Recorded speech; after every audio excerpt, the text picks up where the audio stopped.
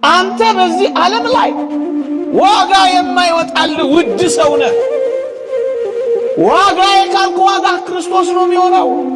በተለይ ወጣቶች ዋጋችሁን አላወቃችሁትም እንጂ እኮ ዋጋ ተለጥፎባቸዋል። ከእግዚአብሔር በላይ የሆነ ችግር አለ። ኃጢአት ነው፣ በደሙ አንጽቷል። መቃብር ነው፣ መቃብርን ሽሯል።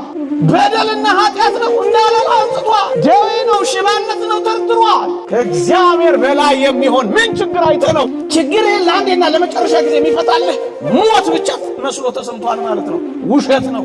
ሞት ችግር እንጂ ችግርን አይፈታም። ቀን የሚያመጣውን ምን ታውቃለህ? እግዚአብሔር የሚያመጣውን ምን ታውቃለህ? ለምን ትዕግስት ታጣለህ? ለምን በራስህ ትፈርዳለህ? ለጊዜው ሊያሰናክል፣ ለጊዜው ሊያደክም ይችላል።